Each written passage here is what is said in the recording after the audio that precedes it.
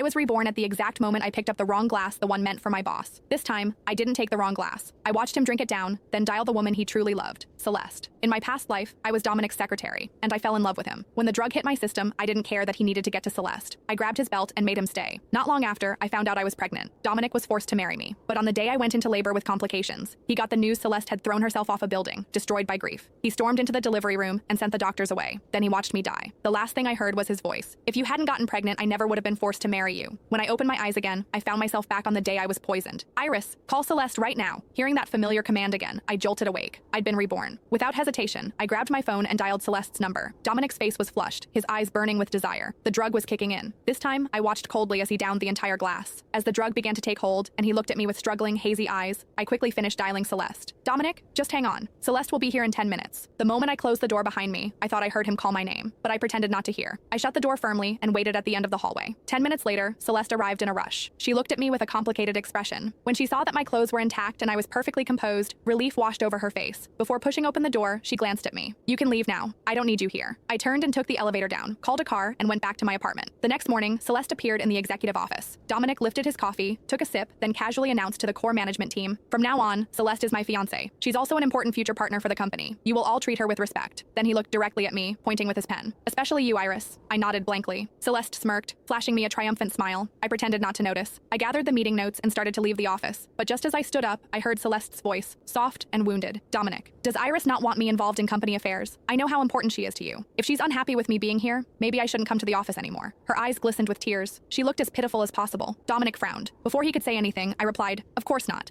But if you're not satisfied with me, I'll make sure to stay out of your sight from now on." Without waiting for Dominic's reaction, I walked straight back to my office. Half an hour later, my office door swung open, and there he was, Dominic, staring at me with dark, stormy eyes. Instinctively, I wanted to close the door. I didn't want to deal with him, but Dominic blocked it with his arm, frowning as he looked at me. "Are you avoiding me? Why?" He leaned in closer, studying my face. "Are you upset? Because of Celeste?" I quickly shook my head. "No, I'm happy for you. You and Celeste finally get to be together." His eyes flickered with something unreadable. He seemed dissatisfied with my answer. "Is that the truth? Or are you just being passive-aggressive?" Then he scoffed. "Iris, don't tell me you still haven't gotten over me. 3 years ago at the company party, you kissed me when you were drunk. You think I didn't notice? The smartest thing you ever did was never confess. Because if you had, I would have laughed in your face. Laughed at how pathetic and delusional you are." He chuckled to himself, then walked over to my desk and yanked open the bottom drawer. He grabbed a thick stack of printed journal pages and scattered them across the floor, stepping on them. He leaned down close to my ear, his voice low. "I came here to tell you something. Yesterday, when I drank that wine, I saw the look in your eyes. You wanted to be the one to help me, didn't you? Thank God you didn't. Because if you had, I would have been disgusted for the rest of my life. You're not worth it." My heart clenched painfully. Even though I decided not to love him in this life, hearing those cruel words still hurt. After warning me to stay away from him and not make Celeste uncomfortable,